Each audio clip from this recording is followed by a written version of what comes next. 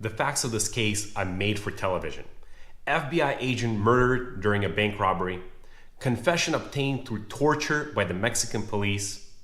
The trial judge previously investigated for corruption, fraud, and perjury by the very FBI agent that was killed. And the defendant sentenced to death. If you watch this channel, you already know my name is Anton Vialtsin, and I'm a criminal defense and business attorney here in the Southern District of California.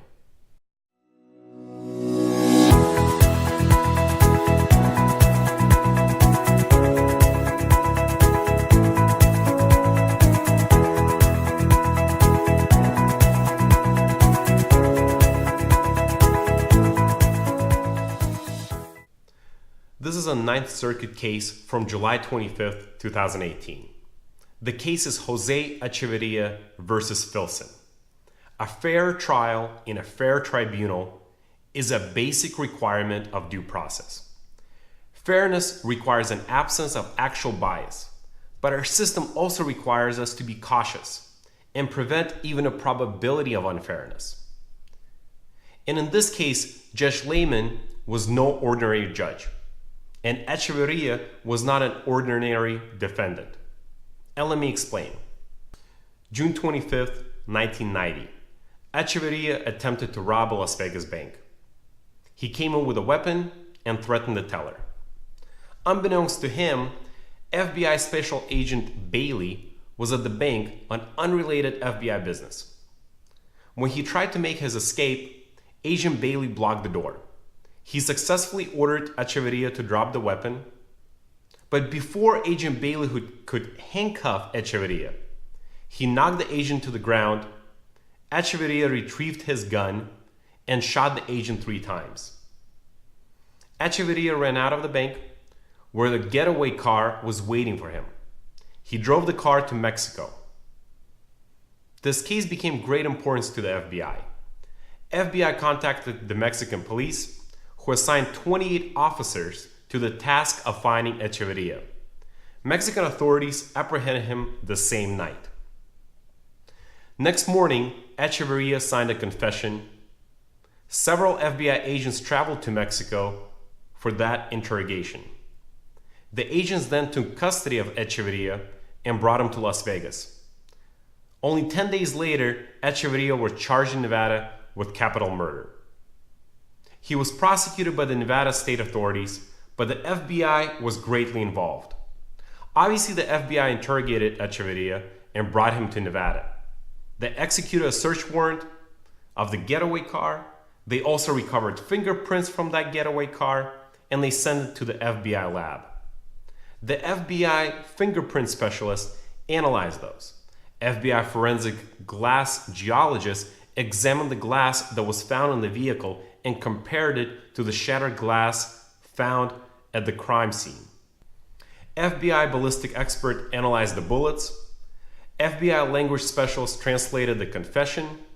FBI agents analyzed the bank's cameras. 6 agents were involved in developing the film. Remember, this is 1990s, so we're dealing with film. Echavarria argued that his confession was coerced.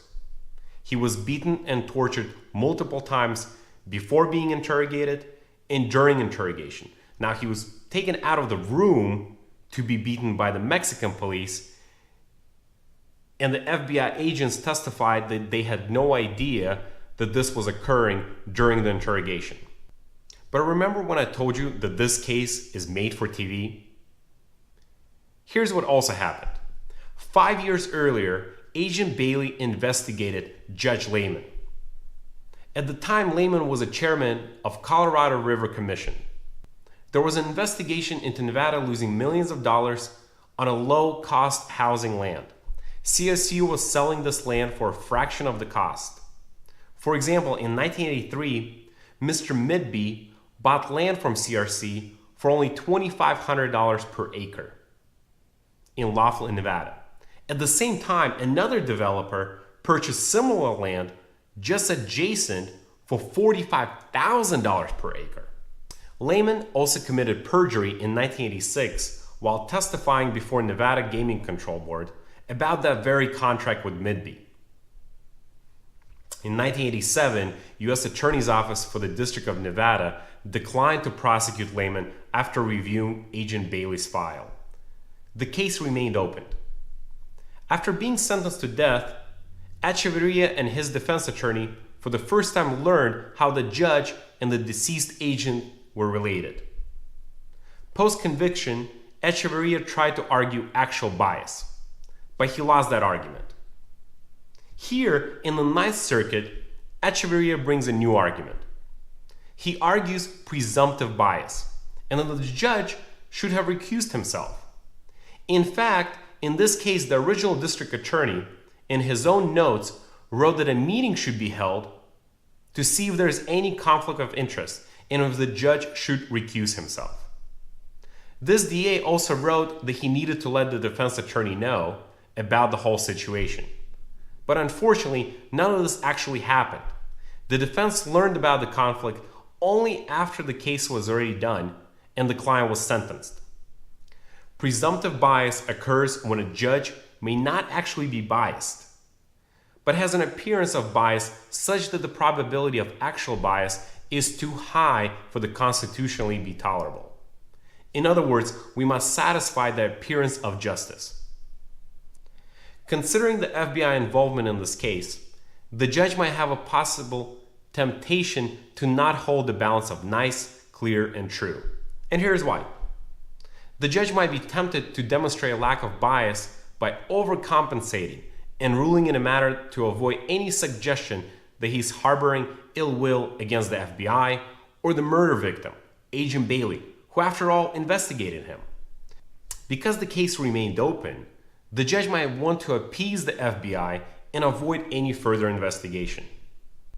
The risk of bias was extraordinary in both the nature and severity. And this risk deprived Echavarria of a fair tribunal to which he's constitutionally entitled. If you like this video, please click like and subscribe to my channel.